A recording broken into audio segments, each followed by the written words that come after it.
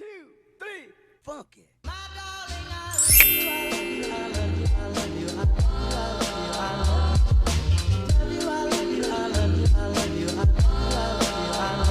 Hello my bookish friends, welcome back. I'm Elizabeth, this is Reading Riley, and today we're going to talk about the books that I read in the month of June, of which there were 9. You may notice a slight change of setting that I have going on. I did get a couple new bookshelves, which I'm really excited about. I did kind of a wraparound thing. We've got like a visual surround sound happening. I still haven't really figured out the best angle and like how everything should go and where it should be set up and all of that, but we'll figure that out as we go. I'm happy with this for now. If you're new to my channel, thank you for being here. I appreciate you. If you're not new, I appreciate you too. You guys are the best. I love you. If you are so inclined, if you feel compelled to, it would be amazing if you hit that like button, that subscribe button, I don't know what sides they're on, and hang out with me for future things that are happening here on this channel. I'll also put all of my social media things over here if you're interested in, I almost said hooking up. If you're, let's abort this. Ooh, triggering word. Stop. If you're interested in contacting me over here, everything's Reading Riley. I am trying to start doing TikToks again. I might fail, but you know what? I'm gonna do it. I'm trying it. I'm gonna do it. I'm putting myself out there. So if you're interested, follow me on TikTok and Instagram as well. I'm always in my stories on Instagram. And with that being said, let's go ahead and talk about these books. There are 9 of them, like I said. I have one 1-star book. So starting with my 1-star book, you may have noticed that I did a very specific video only featuring The House Across the Lake by Riley Sager, and I hated it, I do think this is one that a lot of people will like. I was trying to figure out for the longest time if I just don't like the twist that was used here or if it's the way that it's done, and I think it's the way that it's done, because there are other books that I have liked with this same twist, but it just didn't make enough sense as far as the world that it was set up in for me to suspend my disbelief at all in that regard. So it was just a 1-star. If you're interested in seeing my full thoughts as I'm reading it, I have, like I said, that video, and I'll link it up there and down below if you want to watch it. It's a vlog. I have spoilery and non-spoilery thoughts in there as well, and you can see my reactions as I read it. And for that reason, I'm not going to dwell on it, so let's go ahead and move on to my 3-star reads. I have 3 of these, no 2-star reads this month, so I mean, that's something, I guess. My first 3-star read is also the last book that I read of the month, and that is Replay by Ken Grimwood. This one was written in 1998, and it kind of shows. This is a sci-fi book in which there's this time loop that's happening, almost like Groundhog Day. We're following this guy, Jeff, and he's 43, and he's kind of stuck in life. He's got this slightly loveless marriage, not loveless, but it's just like this dead-end job, and then he dies of a heart attack, and he wakes up in his 18-year-old body in the 1960s. So he doesn't know why this is happening, why he has started over. He decides, okay, I'm going to make sure my life doesn't end up this way this time. He knows the outcomes of a lot of sports games and sporting events and things like that that have happened for the next 25 years. So he has all of this knowledge of his prior life, and so he decides he's gonna start gambling. He makes himself a millionaire, but then when he is 43 years old, yet again, he dies and starts over. And so we're thinking, how many times is this gonna happen? Is there a reason for this? What is going on? Is there any point to trying it all if I'm just gonna keep replaying it? We're inside of his head, and I gotta say, this didn't age super well because there's a lot going on here with like the male gaze and how he views women from a feminist point of view. Kind of creepy, kind of eek. Putting that aside, the story itself was fine. It really has this theme of living in the moment, trying to find happiness where you were at. Yes, striving for things to change, striving for a future, but also just living your life day to day, living your life to the fullest every single day. He does meet someone else along the way who is going through the same thing that he is, and there's ultimately no like reason behind why it's happening, but it does conclude in a satisfying way. So, you know, it was fine. That's why I gave it 3 stars. For me, 3 stars is just neutral. Didn't have any bad feelings about it, didn't have any great feelings about it, or the feelings that I did have even out, and it ends up a 3 star. So if you're looking for this kind of trope, I would definitely have other books ahead of this one. I'll just leave it at that. My next 3-star read is Birdman by Mo Hayder. I read this for Beth's book club at Bethzel Booked. This is a crime thriller, and it's the first book in a series that is surrounding Jack Caffrey, who is our detective.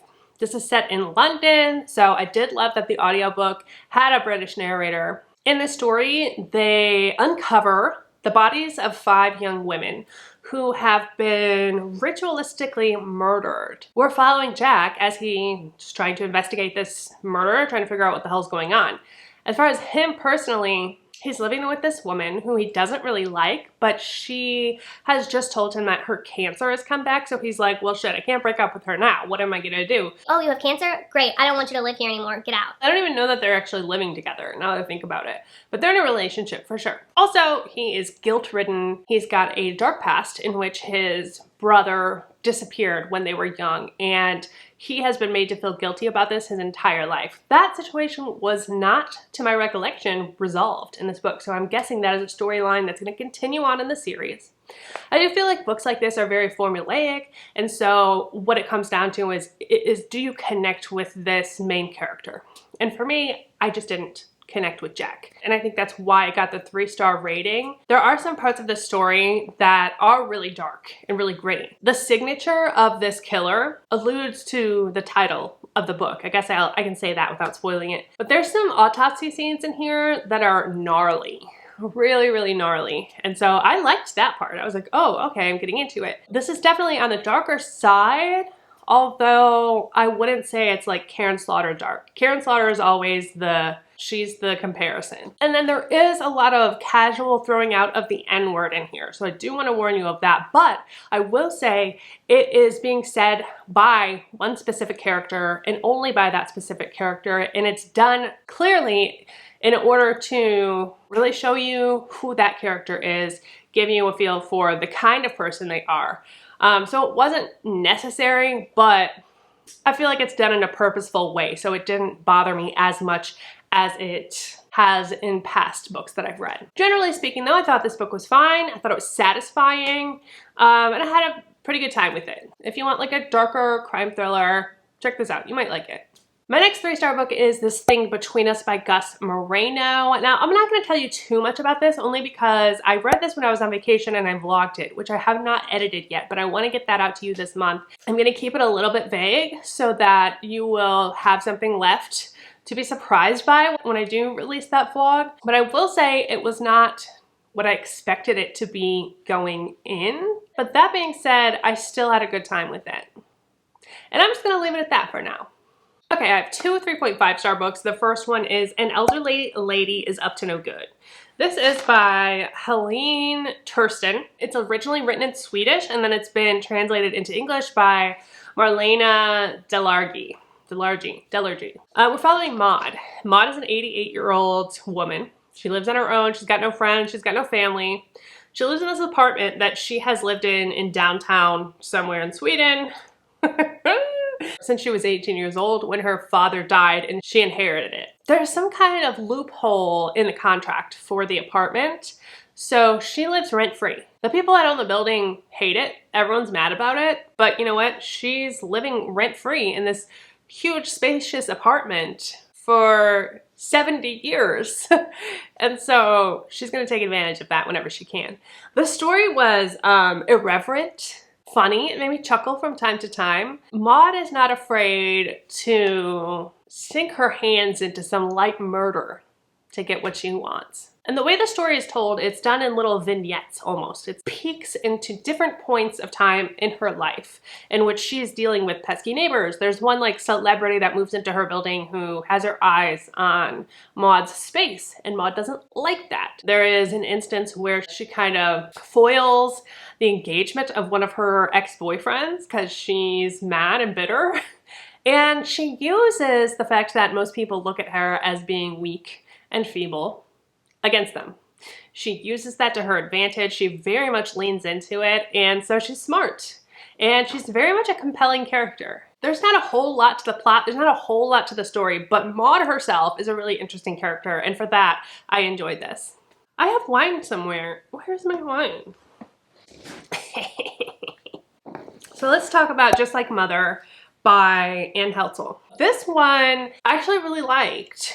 I mean, 3.5 stars is on the side of enjoyment. It definitely gave me atmosphere, it gave me vibes. And I have to say that I was reading this during the overturn of Roe versus Wade, and that added this extra creep factor for me. Definitely hit a little bit too close to home as far as the themes of this book. So you maybe, if you're sensitive about that right now, which is completely understandable, you may want to hold back on this one for a minute.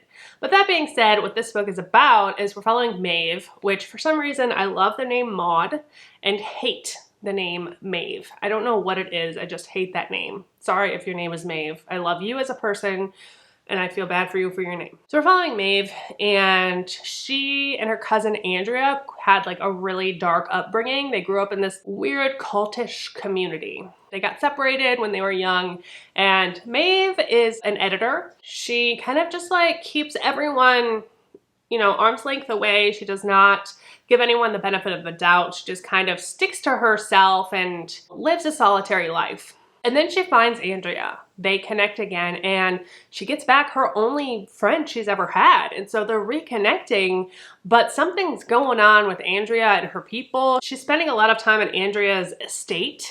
Andrea's really wealthy. She has made her money in the fertility industry. And so there's a lot of pressure here to have babies and such, whereas Maeve doesn't want to have kids. And Andrea is being really secretive about their past with everyone around her. Things start to unfold in a kind of sinister way. There is a lot of discussion about motherhood, about giving birth, about having babies, and about women and their quote-unquote purpose, things of that nature. So again, it may be triggering for you. I will say this was pretty predictable. I predicted pretty much everything in this book, but that did not impede on my enjoyment. I still had a good time reading this book. I didn't dislike it in any way, but it just wasn't anything super special. I liked the writing. I will definitely read from this author again. Overall, I would recommend it. Okay, I have one 4-star book this month, and that is Under Her Care by Lucinda Berry. Lucinda Berry is quickly becoming one of my favorite authors. I discovered her this year, and I've now read at least three of her books, 3 or 4 this year. I've enjoyed every single one. I haven't had a dud yet, so we're still going strong. This one isn't the most riveting of her books that I've read, but it was a good time. It was fast-paced. There are several twists that come in and come out. It keeps your attention. She's really good at that. She's also very kind of straightforward as a writer, which I can appreciate, especially when she has these really rich themes of mental health, and that's no exception for this book at all. We're following mainly Genevieve and Casey, and then we also get one other kind of mystery perspective throughout this book. Genevieve is an ex-beauty queen. She's a helicopter parent to her 14-year-old son Mason, who is autistic. Genevieve is also like really loud and pushy, and she's a Karen, okay? She's a Karen. Again, I'm sorry if your name is Karen, but you know what I mean. Mason is 14 years old. He's very large for his age though. He looks like a big kind of brawny kid. Guy, he doesn't even look like a kid. Mason's found standing over the dead body of the mayor's wife. And immediately this entire town has cemented his fate. He's guilty. Obviously he's guilty. He's not like everybody else. He's different. He's also menacing looking and large. So the police are starting to investigate this, but they're having a hard time communicating with him. And so they bring in Casey, who is an autism expert and has been in the field for like 20 years, also has a child of her own who is autistic. And so she decides she's going to be the one to crack the case. We kind of see the case unfold through her eyes. And she also starts to realize that she's potentially endangering herself and her family by being so deep into this investigation. Now, because Lucinda Berry's writing is so straightforward, there is a lot of kind of educational talk in here about autism, which I appreciate and I love. She always delves deep into psychology, into human nature, into things like that, which is one of the reasons that I love and appreciate her work so much. But if that's not something you're into, you may not like her as an author, so just keep that in mind. This book really questions how we perceive people, and not just like us as the reader and how we perceive these characters, but how these characters look at each other. Because Mason is so large, he's automatically assumed to be dangerous. We see this in real life, not just with large men, but with men of color, with people of color. So there's a lot of translation from the page into real life here. And there's also discussion about parenthood and motherhood, and how as a mother, if your child is behaving poorly, it is automatically assumed that the mother is responsible, that it's their fault that they're not behaving correctly or in a way that they think those kids should behave, whoever they are. At the same time, fathers are celebrated just for showing up. So that's a huge part of the discussion here as well. This is essentially a whodunit with a fast pace, social commentary, and really flawed characters. I thought it was good. I enjoyed it. All right, now let's move on to my 5-star books for June, of which I have 2. And the first of those is The Sea of Tranquility by Emily St. John Mandel. This book was really different than really anything I've read before. This is my first experience with Emily St. John Mandel as well. This is a pandemic book. This is a time travel book, a book about books and writing. It's meta in a certain way. It has so many different little tidbits here and there to talk about. This would be perfect for a book club because there's just so much to unpack here, and I don't think I'm going to do it justice trying to explain it to you, but I'm going to do my best. I finished this book, last page, turned it over metaphorically because I listened to the audio, and then I also metaphorically immediately turned it back over to the first page and started it again. I read it twice this month. I don't think I counted that on my Goodreads because I just felt like I needed to understand and I was interested and intrigued. And so I just started from the beginning again. I think this is a masterpiece and I still don't understand it, but I love it and I respect it. This is one of those books that I could just read every year, and I feel like every year I would find something new. How do I even explain this? Generally speaking, we're following, I think it's 4 different characters throughout space and time. You have Edwin, who is in early 1900s Canada. You have Gaspary, I think is his name. I don't even know what time he's in. Oh no, I'm gonna fail at this. You have Olivia, who is in like the 2200s, who lives in a moon colony.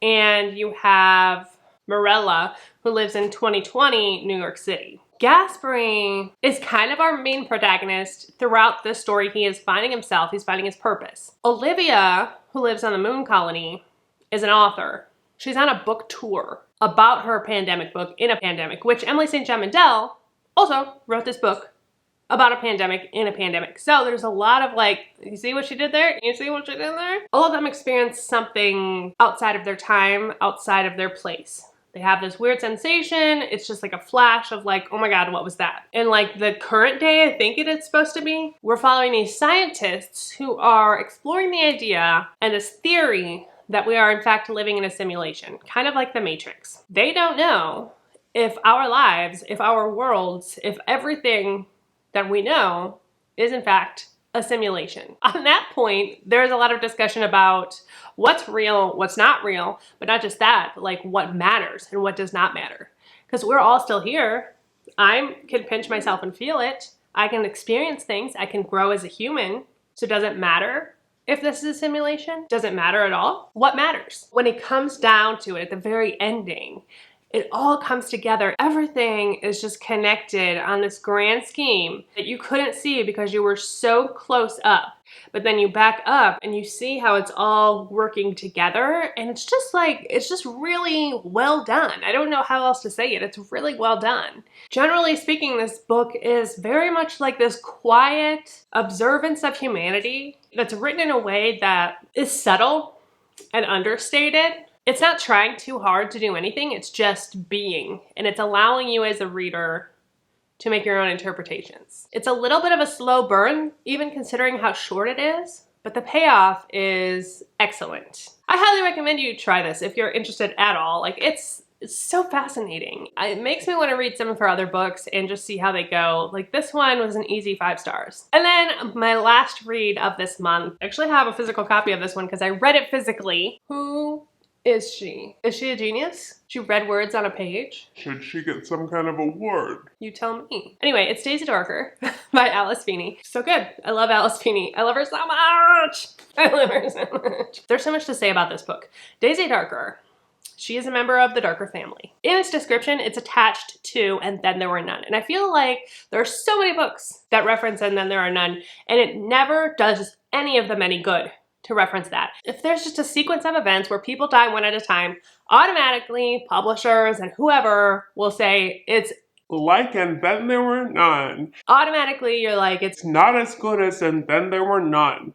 But this one is. This treads that line in a way where it is giving a nod to Agatha Christie while still maintaining its own originality, while still doing its own thing, and still giving us that signature Alice Feeney twist, which I appreciate and love. The twist was amazing. I loved it. It's the kind of twist that makes you want to sit back, start over from the beginning, and figure out, how did I not see this coming? Maybe you did see it coming. Maybe you do. I didn't. I loved it. Anyway, we're following the darker family. We're following Nana. Nana, who is one of my new favorite characters. She has so much wisdom. She's the kind of Nana who like will not call you out on your bullshit, but will let you know that she knows that it's bullshit so that you understand that she's letting you get away with it. You know what I mean? She's sassy. It's Nana's 80th birthday. Her family is estranged. Everyone has gone in their own direction. Nana wants everybody to come together for her birthday, so they do. But this family has some deep, dark secrets that they are not willing to admit to each other, to talk about to each other, to talk about to anyone. And Nana's sick of it, so she brings them all together and she says, we're gonna sit down and we're gonna talk about this. She also lives on this island where the tide comes in at night and there's no escaping until morning. And so during the night, as you may have already guessed, people start to die one by one. It's very cryptic. She lives in this like old Victorian house. She collects a clock every year for her birthday, and so she has this giant wall of just clocks that all chime at the same time, so you have that really spooky kind of atmosphere. There's somebody leaving messages with Scrabble tiles, which I love the inclusion of Scrabble here, of course, but it just has this very much like, it's very vibey. Like, I don't know how else to explain this. Daisy herself at the very beginning of this book says, I have a secret. And the whole time you're like, What is the secret, Daisy? And every time you think she's gonna reveal it, she doesn't. And you just wanna be like, Daisy, tell me your secret. but eventually she does. And it's so good. It's so good. Like the depths that it goes, like you don't think it's gonna go there and it goes there. It's not like gory or anything like that, but it's morally grotesque. Yeah, I loved it. Pick it up. Read it. Read this fucking book. This is Beth's copy from Beth's All Booked. And I don't know if I've explained this to you guys yet, but we are doing this thing where Katie from Katie Be Reading and I have each picked a book, read it, annotated it, and then passed it on. We're passing around in a circle. So by the time we get our own book back, it's annotated by all three of us and read by all three of us. So it's kind of this fun game that we're playing. I am so sorry, Katie, that I have not sent this to you yet. I should have sent this last week. I swear it's going out within the next couple days. I promise. It's been a blast. It's been a lot of fun doing this. Anyway, I highly encourage you to pick this up when it comes out. I think it's gonna be a fan favorite. I think it's gonna go over just as well as our last book, Rock, Paper, Scissors did. Alice Feeney is clutch. She's great. She did it again. Love her. Okay, speaking of Alice Feeney, this is the only book of hers that I have not read, and I will be reading it this month in July. I Know Who You Are. This is one of her earlier books. I'll be reading this for Jessie's book club at Reading with Jess. We are going to be doing a live discussion on July 28th on her channel. I will link it down below. If you're interested and you haven't read this book, and of course, if you have read this book, come join us for the live discussion. It should be a blast. And I'm really excited that after this one, I will have read every single Alice Feeney book. And now I just have to collect the physical books because I want to hoard them. And I covet thy books, Miss Feeney. Yeah, join us in that. It should be a good time. Also, in other news, since I don't do TBRs, let's just talk a little bit about what I'm going to be reading in July and what I'm going to be doing. Cannot wait to read Upgrade by Blake Crouch. Cannot wait to read The It Girl by Ruth Ware, another one of my go-to authors. And then also, of course, we have SUMMERWEEN coming up. SUMMERWEEN is July 15th through the 21st. Starting on the 24th, my friends Craig and David are also having a readathon, the final GIRL-A-THON, that's going to be happening at the end of July as well. I'm going to link both of those readathon things down below, Gabby's and Craig and David's from Shelf Possessed. And if you're interested in participating, let me know. Also, you may have seen on Gabby's channel, but in the month of August, I will be reading Things We Do in the Dark by Jennifer Hillier and discussing this on the Book Troop live show with Gabby. We are going to be reading Things We Do in the Dark by Jennifer Hillier. I'm so excited. And I'm also excited to let you know that my friend Elizabeth over from Reading Riley is going to be the co-host with me in the month of August. She is also quite a big Jennifer Hillier fan. And so I'm excited that we're both going to be able to read this book together. We're both going to be able to fangirl, hopefully, if we love it, I hope. So yeah, for the month of August, Things We Do in the Dark, it's happening. And I'm so like honored to just be included in this, not only to just be able to do a live show and discussion with Gabby, but for this book in particular, because I love Jennifer Hillier. I love her so much, and I got this advanced copy from Book of the Month, as you can see, and I like want to read it, but I'm waiting. And then I'll have the audio if I wait too, so we're gonna wait, but hey, come hang with us too in August for our live discussion. And that's gonna be it for today. Oh my god, I'm just going on and on and on. I'm gonna wrap it up there. You all are the best. I love you to death. Don't forget that life is short, so read Riley. Cheers! And goodbye!